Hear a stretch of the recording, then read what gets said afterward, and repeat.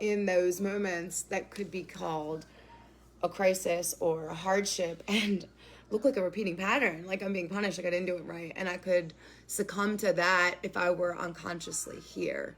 But because I am on purposely here and choosing to be here, and enthusiastically so, knowing that there could be things that will maybe feel a little like I need to brace myself, and I know how to do that when and if that should arise. And maybe I could also know that when we walk up to our lion, it's just a kitten. But if we won't get close enough to see that, we are paralyzed in fear. And in this case, my wondering of what Rumi meant and what does that mean for me and how do I do this literally means the moments when I am wondering what's going to happen next, I need to be so here in my present now and choose to be here so radically and to support myself through all of the ups and downs and to remind myself, re-encourage myself, restabilize my knowing and just keep pushing into that next loop because it's really kind of like that. It's so much more mind focus than action oriented once you're driving from your energetic seat. It reminds me of that, like going from calorie burning to fat burning. If you've ever heard of like Atkins, how people switch modes, or like how when you have an automatic vehicle versus the transmission, there are more than one ways to drive your human vehicle. And when you're able to start figuring out how to operate your internal gears, it's like you're finally in the driver's seat. And even if you're driving through a spot where it's like, you know, you just got to hold your breath for a minute and you'll get to the other side because that's the way that it goes. And that's a whole different space of living in the survival where it's like, you know, you're too scared to let that breath go to even get the next inhale. You can't let the relief in because you're literally too afraid. You're paralyzed. And in thriving, you just keep going because it's never going. You're always in the right place at the right time. You're always supported and provided for. Whenever one door closes, another opens. If it isn't here, then it's somewhere else. And I just can let it come from there. I don't have to have the same rules that other people have. I already know that from my body. Let's be really honest, because I get to eat donuts and be like the most attractive body that I've ever been in my whole life. And I say that with total humility, total love, total self-appreciation for all the sizes, layers, and Nancy's that I've been. I've lost 100 pounds twice. I've had 3 children. I'm only 4 feet 10 and 3/4 inches tall. I'm in menopause. I have a fake half of a foot. I am so far from perfect, and I have never been more in love with all of these parts of me, including this poor little leg that is needing to be rehabilitated while I'm also trying to understand Rumi at the hottest part of the year because of course. So thank you for letting me share. My daughter is hiding in the corner by the steps, and I need to see what she wants. I'll talk to you later. Oh my God, this baby goat is so adorable. He literally just goes bzz, bzz, bzz, all the time. I'm having a very insightful morning and I kind of wanted to share. And it's totally okay if this sounds like elementary or like a duh, but it's also because sometimes with things they seem that way. When it actually lands that way, even though it is a duh, it's still okay. I use the comparison of like being a woman who has had like a relatively cranky day and then she gets her period and it's like, oh, okay, this was a contributing factor. Not the same, but sort of. So recently in my space of like personal awakening and evolving, I've been learning about the energy of thriving to surviving. I'm sure if you've been hanging out, you may have seen me talk about how it was just November of this last year where I intentionally stepped into that space. Just like I stepped into the healing and learning, and then I stepped out of the learning to teaching, and then it was out of the survival to thrival. Each time I did those things, there were moments when I realized this is where I have to like actually address the core belief with me, and decide how to move forward.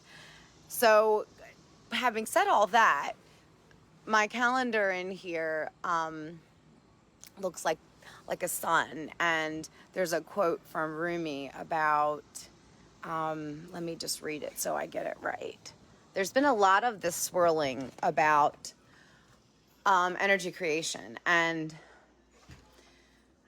this past couple years I've been learning about feminine and masculine energy, how that creates together, and what that means as an individual, not like men and women, but Nancy as a whole being. I have feminine and masculine energies present, and to my individuality, one or the other does its own parts. I find myself more feminine forward, but in the past, I have acted more masculine oriented.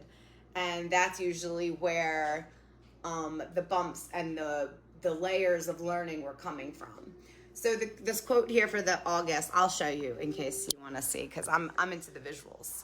So here's the image. It reminds me of this picture I had taken of my eyeball, and then also the quote. It says, "Look past your thoughts so you may drink the pure nectar of this moment." Hi, Fly. Thank you for being here.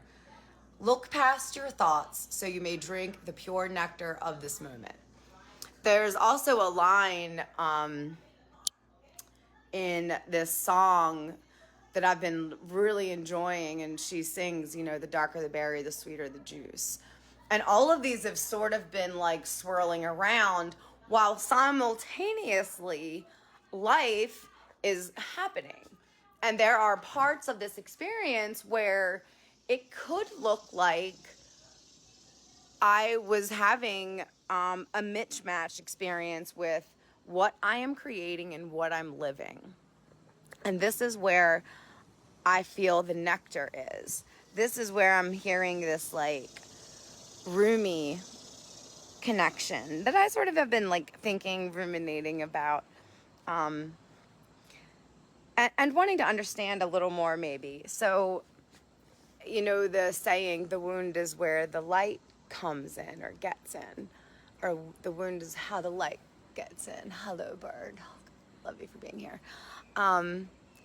Even that, as somebody who takes things very literal, I wanted to understand what that meant, because it felt like I should get it. Like it was one of those sayings where I heard it and I was like, this means something to me vibrationally that I can't formulate intellectually. As a person who never went to church or was like raised in a religion, I would sometimes go into all different kinds of churches and just feel very moved and not be able to explain it. It's kind of like that. It's that inner knowing, that knowing that you already know and you don't even know why you know. Sort of like your personal genius, Anyway, I've been wanting to understand that and living life, right? I'm living life. I'm doing all the things.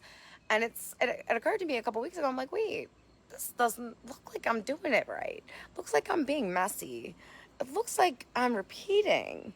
And that is, not something that I necessarily would be doing on purpose, especially given some of the circumstances. And some of them have been as ridiculous as amazing, which of course, because that is life, right? Amazingly ridiculous and totally delicious. But so I just heard it this last night and this morning. One of my favorite now teachers of how to embody what I know now intellectually, spiritually, Matt Kahn, God bless him. And while I really never want to lose me, I really like the idea of learning to live a little bit more like he does. I like the way that it feels like he lives in his body because of how he shows up. I like that he chooses the high road. I like that he always thinks the best for others. I like how brave he is. I like that it doesn't look like bravery. It looks a little like something else. And I like that there's a little bit of his knowing in there, that's a little bit of his own humanness being a little tricky. He looks like he has no idea what he's doing. He looks a little like, a doormat or a fool or an innocent. And in a way, he is sort of letting himself act as that fool card for yourself to discover your own inner magician. And I just have been really appreciating his words. And lately, it's been, choosing to be here. And, I am the light I am. These are some of his words that he says. And whatever arises, love that.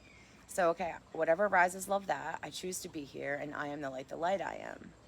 How does this measure and match up to what I am ruminating on with this Rumi quote? The wound is where the light gets in. Like, what does that mean? Does that mean that I understand it differently? Does it mean that I have to go through it and smile? Like, I wanted to know exactly what that meant.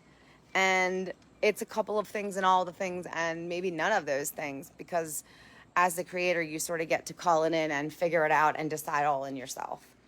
And because each day we wake up and add to that momentum and add to that soup. In the beginning of slowing things down, it feels a little like turning into the ocean and trying to take one wave at a time and putting them all in a basket. And it's like, probably should not try. It feels like why try? But now here in this spot, I can see where in and from thriving, I can be in a position where it looks manifestedly to the outward reality that I could be disempowered. And in that moment, instead of crumbling to that fear, I can choose my knowing and my faith, my surism.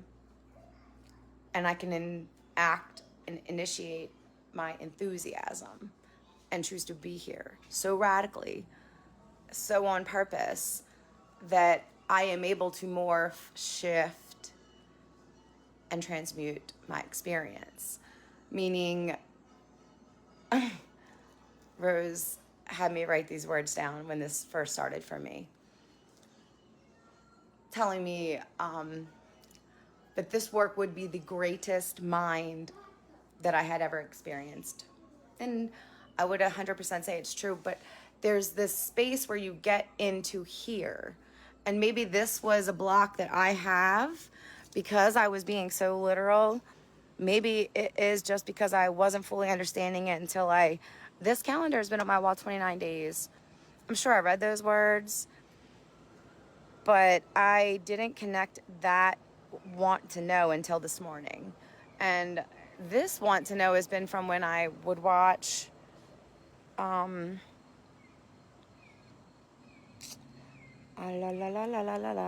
what's the book?